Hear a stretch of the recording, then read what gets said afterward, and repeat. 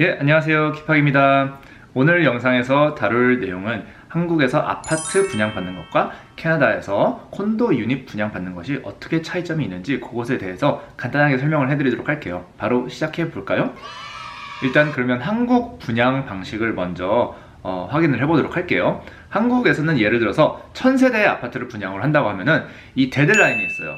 이 날짜 기한까지 고객님께서 이 신청서를 제출을 해주셔야 돼요. 그러면 모든 사람들이 이 신청서를 한꺼번에 제출을 해갖고 그 신청서가 이렇게 종합이 되면은 추첨을 통해서 이 1000세대가 모두 랜덤하게 이렇게 배분이 됩니다. 뭐 랜덤은 아니죠. 뭐 이렇게 가산점제도 있고 여러 가지 점수를 이제 보면서 결과적으로는 이 개발사가 어떤 유닛을 어떤 손님께 드릴 건지 그걸 다 배정을 하고 추첨을 해서 그 결과가 어느 날 발표일에 딱 나와요. 그래서 온라인에 들어가서 확인하시면은 당첨이 됐습니다, 당첨이 안 됐습니다, 이런 식으로 진행이 되고, 그때 이제 사실 겁니까 안 사실 겁니까 구매 결정을 하시면은 분양을 받으실 수가 있습니다. 그래서 한마디로 얘기하면은 분양이 이 한 번의 접수로 인해서 거의 모든 게 끝나요. 캐나다는 분양 방식이 조금 달라요. 무엇보다 가장 큰 차이점은 개발사마다 분양 방식이 다 다르다는 점이에요. 개발사마다 선호하는 분양 방식이 있고 그 선호하는 방식을 또 콘도 프로젝트에 따라서 동네에 따라서 바꾸기도 합니다. 이게 결과적으로는 분양 전략인데 그 여러 종류의 분양 전략을 저와 함께 같이 검토해 보도록 하실게요. 일단 첫 번째로 알아두셔야 할 가장 큰 차이점 중에 하나가, 한국은 이제 여러 동을 이제 한꺼번에 한 단지를 분양하는 반면 여기는 거의 한 건물, 한 콘도 건물씩만 분양을 해요. 여러 개의 콘도 건물을 한꺼번에 분양하는 경우는 굉장히 지극히 드물고요. 그렇게 해봤자 결과적으로는 뭐 두 건물을 한 번에 분양하는 경우는 있지만 뭐 10건물 아니면 뭐 8건물 이런 식으로 여러 개를 한꺼번에 분양하는 케이스는 굉장히 드물고 제가 아직까지 한 번도 본 적이 없습니다. 그리고 두 번째로 조금 가장 큰 차이점은, 한국은 주로 이제 오피스텔 아니면 뭐 원베드룸 아파트만 들어가 있는 건물 하나를 짓고 그리고 그 옆에 이제 투베드룸 아니면 쓰리베드룸 조금 큰 유닛들이 들어가는 건물을 이렇게 딱 짓는다고 하면은, 캐나다는 그러지가 않아요. 캐나다는 한 건물 안에 스튜디오, 원베드룸, 1+10, 2베드룸, 2+10, 3베드룸까지 다 이렇게 섞어서 넣어야 돼요. 그 섞는 비율은 시하고 미리 조율을 해서 시에서 허가를 내준 그 비율을 맞춰갖고 꼭 그 숫자에 준하여 건물을 설계하도록 되어 있습니다. 그래서 굉장히 젊은 학생들과 젊은 직장인들이 원베드룸, 뭐 스튜디오 있는 데 사는 반면에 3베드룸 같은 경우에는 뭐 가족이 살 수도 있어요. 캐나다는 굉장히 여러 인종과 여러 라이프스타일의 사람을 최대한 섞으려고 노력하는 그런 문화가 있습니다. 이게 이민 국가에다가 다민족 국가이다 보니까 이렇게 섞는 것에 대해서 굉장히 장려를 하고 있는데요. 저는 개인적으로 그거를 선호를 하지 않지만 뭐 캐나다에서 선호를 하는 것이니 우리는 어쩔 수 없이 따라야겠죠? 그래서 건물에 이렇게 스튜디오, 원베드룸, 뭐 3베드룸까지 일단 개발사에서 가격을 다 매겨요. 그리고 나서 우리 플래티넘 런칭을 하는데 그때 플래티넘 에이전트들한테 이제 먼저 선 배정을 해줍니다. 유닛들을 이 유닛들을 한번 팔아보도록 하여라. 그래서 어떤 유닛이 잘 팔리는지 어떤 유닛이 잘 안 팔리는지 개발사가 매긴 가격이 마켓의 반응이 어떠한지를 먼저 파악하려고 노력을 해요. 그리고 나서 1차 분양이 먼저 팔리고 난 다음에는 그 다음에 바로 가격을 조금씩 올려요. 특히 잘 나가는 유닛들의 가격을 조금 더 많이 올리고 그리고 조금 안 나가는 유닛들의 가격은 조금만 올리게 되죠.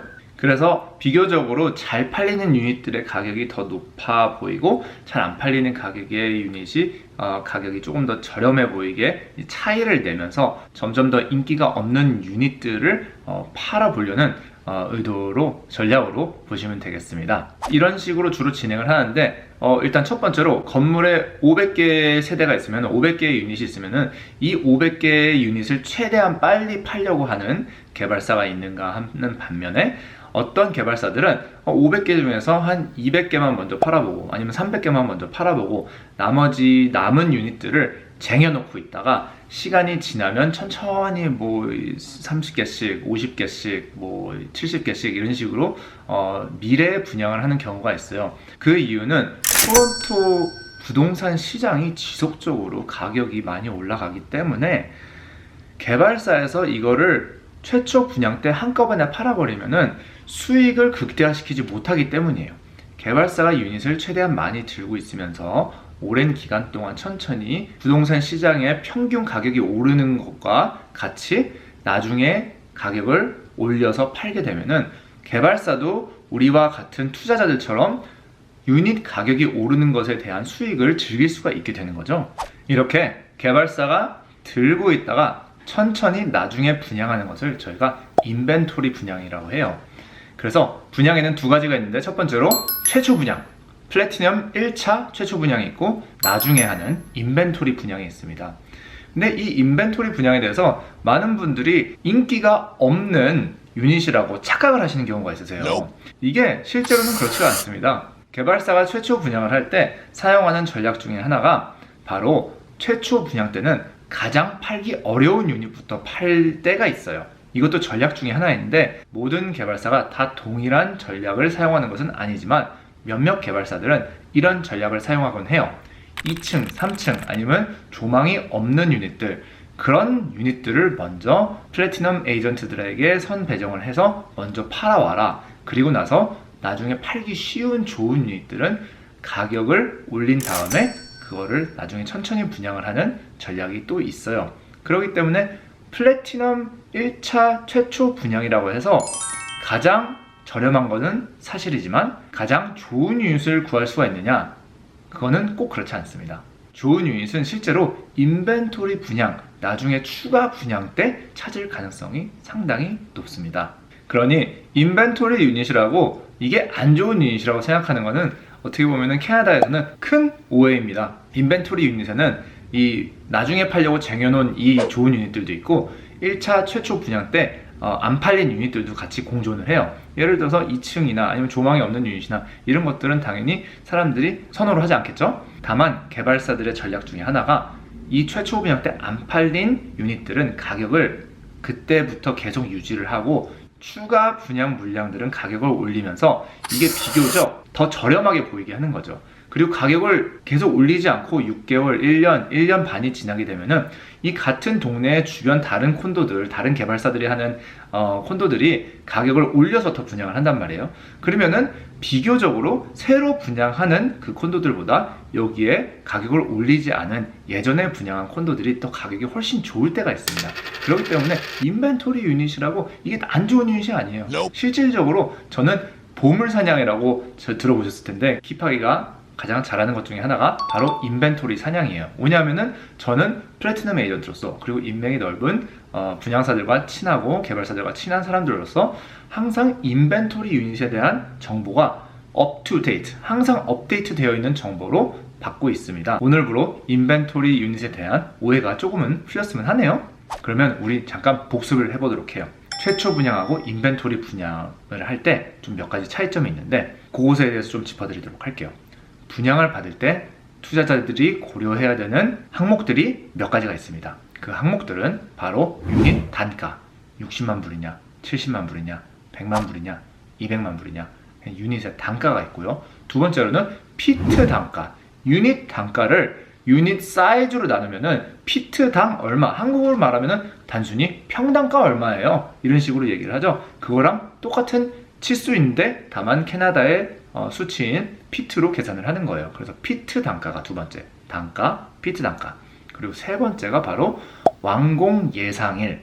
언제 이게 완공이 되느냐. 우리는 완공이 멀면 멀수록 투자자의 입장에서는 더 선호되는 상품이에요. 투자 상품으로서. 왜냐하면은 20%, 15% 디파짓 금액만 낸 후에 오랫동안 부동산 가격이 오를 수 있는 충분한 시간이 있어야지만 그게 투자 상품으로서 매력적인 거죠. 그리고 네 번째, 바로 디파짓 금액입니다. 디파짓이 주로 플래티넘 분양 때는 20% 아니면 15% 이 정도 하는데, 이게 나중에 인벤토리 유닛으로 가게 되면은 15%, 10% 아니면 심지어 5%짜리 분양도 존재를 해요.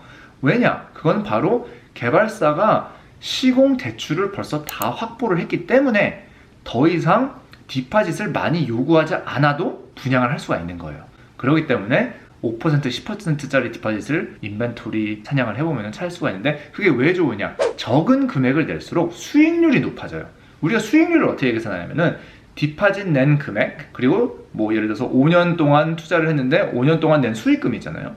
그러면 이 수익금 나누기 이 디파짓 금액을 하면은 수익률이 나오는데, 분자 분모가 있잖아요. 분자가 크고 분모가 적으면 적을수록 수익률이 많아지는 거예요. 그래서 우리는 투자를 할 때 최대한 수익이 많이 나는 유닛을 선택을 해야 되고, 그리고 최대한 디파짓 금액이 적은 분양 콘도를 찾아야지만 가장 수익률을 극대화할 수 있습니다.